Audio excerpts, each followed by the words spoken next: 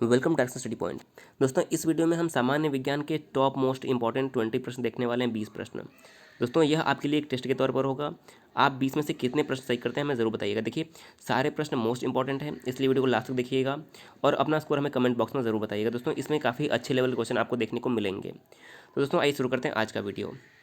देखिए, हमारा पहला प्रश्न है, निम्न में से कौन सा हाइड्रोजन का आइसोटोप है। दोस्तों, आइसोटोप मतलब क्या होता है, इनमें से कौन सा जो है हाइड्रोजन का समस्थानिक है।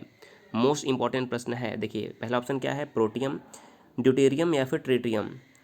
तो सही आंसर क्या हो जाएगा, आप ज़रूर अपना आंसर लगाएंगे क्योंकि आपके लिए टेस्ट के तौर पर है। आपको 20 में से कम 15 प्रश्न सही करने हैं। तो निम्न में से हाइड्रोजन का समस्थानिक कौन सा है, आइए देखते हैं।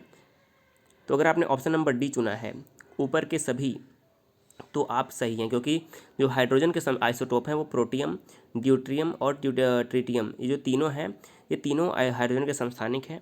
तो अगर आपने ऑप्शन नंबर डी चुना है, ऊपर के सभी, तो आपका जवाब जो होगा बिल्कुल करेक्ट हो जाएगा। हमारा दूसरा प्रश्न है, देखिए ध्यान से पढ़ना है। फसल संयंत्र का कवक रोग, जो फसल संयंत्र का कवक रोग होता है, निम्न में से कौन सा है। बहुत ही इंपॉर्टेंट प्रश्न है, आपको पहचानना है कि जो फसल संयंत्र का कवक रोग है वो निम्न में से कौन सा है। पहला ऑप्शन है आलू की पत्तियों का मुड़ना, दूसरा ऑप्शन है कपास का विल्ट, तीसरा है चावल में तुषार या फिर चौथा है आलू में भूरी सड़ांध। तो फसल संयंत्र का जो कवक रोग है वो किस में से कौन सा है, तो आप अपना आंसर जरूर देंगे। अगर आपने ऑप्शन नंबर बी चुना है, कपास का विल्ट, तो आपका जवाब बिल्कुल करेक्ट हो जाएगा। देखिए, जो फसल संयंत्र का कवक रोग होता है वह कपास का विल्ट होता है। तो अगर आपने ऑप्शन नंबर बी चुना है तो आपका जवाब बिल्कुल करेक्ट हो जाएगा। तीसरा प्रश्न है, परमाणु विखंडन प्रक्रिया के दौरान उत्पन्न ऊर्जा का प्रयोग किया जाता है। जो परमाणु विखंडन में के प्रतिक्रिया के दौरान जो ऊर्जा उत्पन्न होती है, इसका प्रयोग कहाँ पर होता है। पहला ऑप्शन है ईंधन बनाने में, बिजली बनाने में, ताप पैदा करने में, या फिर इनमें से कोई नहीं। आप अपना आंसर जरूर देंगे। तो अगर आपने ऑप्शन नंबर बी चुना है, बिजली बनाने में, तो आपका जवाब बिल्कुल करेक्ट हो जाएगा। देखिए, परमाणु विखंडन की प्रतिक्रिया के दौरान जो ऊर्जा उत्पन्न होती है, इसका प्रयोग बिजली बनाने में किया जाता है। तो इस प्रश्न का ऑप्शन नंबर जो बी होगा बिल्कुल करेक्ट हो जाएगा। अगला प्रश्न हमारा है, इनमें से कौन गैसों के प्रसरण का एक उदाहरण है। तो आपको बताना है कि निम्नलिखित में से कौन गैसों के प्रसरण का एक उदाहरण है। पहला है खाने की सुगंध, अगरबत्ती की खुशबू, इत्र की महक, या फिर उपरोक्त सभी। तो इसका जवाब आप ज़रूर देंगे। आइए देखते हैं। देखिए, इसका सही आंसर हो जाएगा ऑप्शन नंबर डी, उपरोक्त सभी। देखिए, जो गैसों के प्रसरण का उदाहरण है वह खाने की सुगंध, अगरबत्ती की खुशबू और इत्र की महक, ये तीनों हैं। इसलिए हमारा सही आंसर क्या हो जाएगा, उपरोक्त सभी। इस प्रश्न का ऑप्शन नंबर जो हमारा डी हो जाएगा बिल्कुल करेक्ट आंसर हो जाएगा। ये जो तीनों हैं यह गैसों के प्रसरण का एक उदाहरण है। पांचवा प्रश्न देखते हैं। पांचवा प्रश्न हमारा है, निम्न में से किसमें अधिक ताप होता है।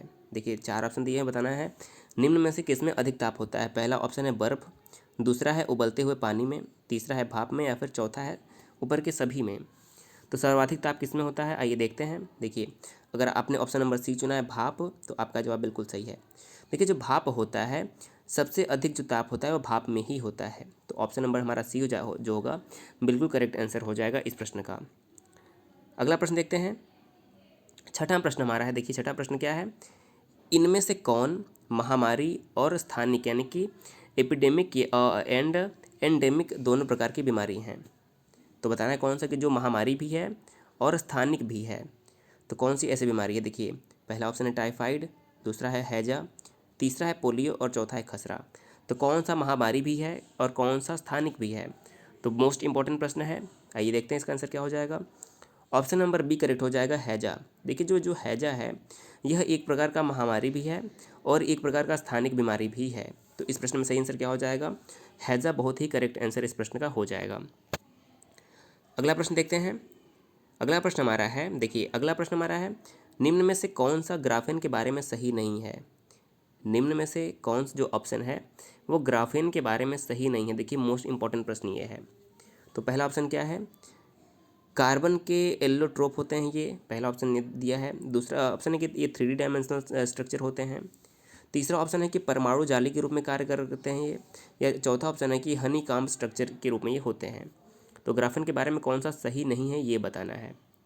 तो आइए इसका आंसर देखते हैं। देखिए, इसका सही आंसर हो जाएगा ऑप्शन नंबर बी करेक्ट हो जाएगा। जो हमारा ग्राफेन होता है यह 3 डायमेंशनल स्ट्रक्चर नहीं होता है। तो ऑप्शन नंबर जो हमारा बी है इस प्रश्न का बिल्कुल करेक्ट आंसर हो जाएगा। अगला प्रश्न देखते हैं। अगला हमारा प्रश्न है 8वां, रेजिन क्या है? रेजिन क्या होता है? एक बहुलक है, एक वायरस है, एक मेलवेयर है, या फिर एक सर्च इंजन है? आपको जवाब ज़रूर देना है अपना। तो आइए देखते हैं इस प्रश्न का सही आंसर क्या हो जाएगा। देखिए, जो रेजिन होता है एक प्रकार का मेलवेयर होता है। क्या होता है? एक प्रकार का जो रेजिन है यह एक प्रकार का मेलवेयर है।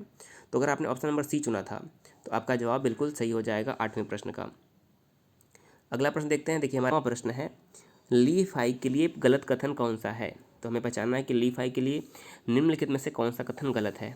पहला ऑप्शन देखते हैं, यह एक प्रकाश आधारित संचार प्रणाली है। दूसरा ऑप्शन है, यह एक वायर कनेक्शन है। तीसरा ऑप्शन है, यह बिडायरेक्ट्रॉनिकल संचार पर आधारित है। या चौथा, रेडियो आवृत्ति संकेतों का उपयोग है। तो हमें बताना है कि लीफ आई के लिए कौन सा गलत है। तो आइए इसका आंसर देखते हैं।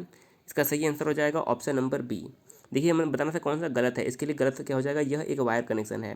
तो ऑप्शन नंबर बी, यह एक वायर कनेक्शन नहीं है, यह प्रकाश आधारित एक संचार प्रणाली है। तो सही आंसर क्या हो जाएगा? ऑप्शन नंबर बी जो है यह एक वायर कनेक्शन नहीं है, ये हमारा जो कथन है गलत है। तो ऑप्शन नंबर बी इस प्रश्न का बिल्कुल करेक्ट हो जाएगा। 10वां प्रश्न देखते हैं।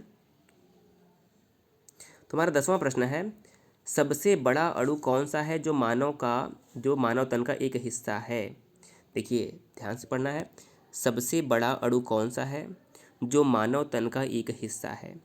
पहला ऑप्शन है गुणसूत्र 1, गुणसूत्र 2, गुणसूत्र 3, या फिर गुणसूत्र 4। यानी कौन सा क्रोमोसोम ऐसा है जो मानव तन का एक हिस्सा है? तो सही आंसर क्या हो जाएगा? आइए देखते हैं। Option number A. देखिए, गुणसूत्र 1 जो है सबसे बड़ा अणु है जो मानव तन का एक हिस्सा है। तो ऑप्शन नंबर सही क्या हो जाएगा? अगर आपने ऑप्शन नंबर ए चुना है तो आपका जवाब जो हो बिल्कुल करेक्ट हो जाएगा। अगला प्रश्न देखते हैं। 11वां प्रश्न हमारा है, देखिए, पहले प्रकाश की गति को किसने मापा था? सबसे पहले प्रकाश की गति को किसने मापा था? मोस्ट इंपॉर्टेंट प्रश्न है। आप सभी आंसर देंगे इसका कमेंट करके। देखिए, तो सबसे पहले प्रकाश की गति किसने मापा था? देखिए, 4 ऑप्शन दिया हुआ है, मार्क ओरोनसोन, ओ लॉस रोमर, एडविन हबल, या फिर टाइको ब्राहे। तो सही आंसर क्या हो जाएगा? आइए देखते हैं। करेक्ट आंसर हो जाएगा ऑप्शन नंबर बी, ओ लॉस रोमर। जो पहले प्रकाश की गति है इसको ओ लॉस रोमर के द्वारा मापा गया था। तो अगर बी चुना है तब आपका जवाब बिल्कुल सही हो जाएगा। 12वां प्रश्न देखते हैं। देखिए, 12वां प्रश्न क्या कहता है, गिरगिट रंग क्यों बदलता है? गिरगिट जो होता है वो अपना रंग क्यों बदलता है? 4 ऑप्शन दिए हुए हैं। पहला है, अन्य जानवरों से बचने के लिए रंग बदलते हैं। दूसरा ऑप्शन है, गर्मी प्रबंधन के लिए रंग बदलते हैं। या फिर गिरगिट वातावरण के प्रति संकेत के रूप में रंग बदलते हैं। या फिर ऊपर में से कोई नहीं। तो करेक्ट आंसर क्या हो जाएगा? देखिए, इस प्रश्न का सही आंसर हो जाएगा ऑप्शन नंबर बी। जो गिरगिट होते हैं वह गर्मी प्रबंधन के लिए रंग बदलते हैं। ऑप्शन नंबर बी करेक्ट हो जाएगा इस प्रश्न का। तो सही आंसर क्या हो जाएगा? जो गिरगिट होता है, गिरगिट गर्मी प्रबंधन के लिए रंग बदलते हैं। दोस्तों, यह अन्य जानवर से बचने के लिए भी रंग बदलते हैं। तो आपको कौन सा आंसर सही लगता है हमें कमेंट करके ज़रूर बताइए कि आपको इसमें से कौन सा जो आंसर है वो सही लगता है। अगला प्रश्न देखते हैं। अगला प्रश्न हमारा है, देखिए, 13वां प्रश्न है, जो के है, के इकाई को निम्नलिखित में से क्या मापने के लिए प्रयोग किया जाता है? के इकाई को निम्नलिखित में से क्या मापने के लिए प्रयोग किया जाता है? इलेक्ट्रिक, ध्वनि, तापमान, या फिर कोई नहीं। तो दोस्तों, आपको ज़रूर पता होगा जो के होता है वो केल्विन का एक संकेत है, और केल्विन जो होता है वो ताप का मापन करता है। तो ऑप्शन नंबर सी करेक्ट हो जाएगा। जो के होता है, के केल्विन का संकेत होता है, और केल्विन से हम ताप का मापन करते हैं। तो ऑप्शन नंबर बी इस प्रश्न का बिल्कुल करेक्ट आंसर हो जाएगा। अगला प्रश्न देखते हैं। विटामिन B1 की कमी से कौन सी बीमारी होती है? विटामिन B1 की कमी से कौन सी बीमारी होती है? तो सही आंसर क्या हो जाएगा? देखिए, पहला ऑप्शन है रिकेट्स, रतौंधी, रक्ताल्पता, या फिर बेरी बेरी। तो देखिए, इसका सही आंसर क्या हो जाएगा? Option number D, beriberi. जो विटामिन B1 है इसकी कमी से बेरी बेरी नामक रोग होता है। ऑप्शन नंबर जो हमारा डी है इस प्रश्न का बिल्कुल करेक्ट आंसर हो जाएगा। अगला प्रश्न देखते हैं। देखिए, अगला प्रश्न हमारा है, राइनो वायरस यानी किसके कारण होता है? राइनो वायरस किसकी वजह बनता है? आम जुकाम की, सिर दर्द की, कफ की, या फिर घुटनों की दर्द की। तो राइनो वायरस किसका कारण है? सही आंसर क्या हो जाएगा? इसका सही आंसर हो जाएगा जो राइनो वायरस है इससे आम जुकाम जो है होता है। आम जुकाम की यह वजह बनता है कौन? Rhino virus. Option number A इस प्रश्न का बिल्कुल करेक्ट आंसर हो जाएगा। 16वां प्रश्न देखते हैं। देखिए हमारा 16वां प्रश्न क्या है? निम्नलिखित में से किसे स्टार क्वीन नेबुला के रूप में जाना जाता है? निम्नलिखित में से किसे स्टार क्वीन नेबुला के रूप में भी जाना जाता है? पहला ऑप्शन है मेसियर 16, दूसरा है मेसियर 5, तीसरा है NGC 3372 और चौथा है NGC 3293। तो स्टार क्वीन नेबुला के रूप में किसे जाना जाता है? सही आंसर क्या हो जाएगा? आइए देखते हैं। सही आंसर हो जाएगा ऑप्शन नंबर ए मेसियर 16। देखिए जो मेसियर 16 है इसे स्टार नेबुला के रूप में जाना जाता है। ऑप्शन नंबर ए इस प्रश्न का बिल्कुल करेक्ट हो जाएगा। 17वां प्रश्न देखते हैं। कितना कुल ऑक्सीजन और रक्त शरीर में मस्तिष्क द्वारा इस्तेमाल किया जाता है? यानी कितना ऑक्सीजन और जो रक्त होता है शरीर में मस्तिष्क के द्वारा प्रयोग में लाया जाता है? 20%, 50%, 75% या फिर 35%? तो सही आंसर क्या हो जाएगा? Option number A 20%। जो ऑक्सीजन और रक्त है शरीर में मस्तिष्क द्वारा 20% जो है इस्तेमाल में लाया जाता है। तो ऑप्शन नंबर ए करेक्ट हो जाएगा इस प्रश्न का। 18वां प्रश्न हमारा है, मानव शरीर में सबसे छोटी हड्डी कौन सी होती है? मानव शरीर में सबसे छोटी हड्डी कौन सी होती है? इसका आप सभी को आंसर ज़रूर पता होगा। तो इस प्रश्न का सही आंसर हो जाएगा ऑप्शन नंबर बी स्टेपीज़। देखिए जो स्टेपीज़ होती है कान में हड्डी होती है और सबसे छोटी होती है। सबसे बड़ी हड्डी की बात करें तो देखिए जो फीमर हड्डी होती है, फीमर शरीर की सबसे बड़ी हड्डी होती है और स्टेपीज शरीर की सबसे छोटी हड्डी होती है। अगला प्रश्न देखते हैं। 19वां प्रश्न हमारा क्या है? देखिए मात्र 2 ऊतक कौन से हैं जो खून से ऑक्सीजन प्राप्त नहीं करते हैं? मात्र 2 ऊतक शरीर के कौन से हैं जो खून से ऑक्सीजन प्राप्त नहीं करते हैं? पहला ऑप्शन है नाखून और कॉर्निया, त्वचा और मस्तिष्क, उंगलियां और नाक, पैर और भुजा। तो करेक्ट आंसर क्या हो जाएगा? देखिए जो नाखून और कॉर्निया होते हैं यह खून से ऑक्सीजन प्राप्त नहीं करते हैं। नाखून और कॉर्निया करेक्ट आंसर हो जाएगा 19वें प्रश्न का। और आज का हमारा अंतिम प्रश्न है, आँख का कौन सा भाग आँख के रंग का निर्धारण करता है? यानी कि आँख का कौन सा भाग होता है जो आँख के रंग का निर्धारण करता है? पहला है पुतली, दूसरा है आइरिस, तीसरा है कॉर्निया और चौथा है आईलिड। तो सही आंसर क्या हो जाएगा? देखिए जो आइरिस होता है हमारे आँख का वो आँख के रंग का निर्धारण करता है। तो अगर आपने ऑप्शन नंबर बी चुना है तो आपका जवाब बिल्कुल करेक्ट हो जाएगा। तो दोस्तों ये थे सामान्य विज्ञान के 20 मोस्ट इंपॉर्टेंट प्रश्न जो आपके एग्जाम के लिए काफ़ी इंपॉर्टेंट है। वीडियो पसंद आया तो जरूर शेयर कर दीजिएगा दोस्तों। वीडियो कैसा लगा हमें कमेंट करके ज़रूर बताइएगा। वीडियो देखने के लिए बहुत बहुत धन्यवाद।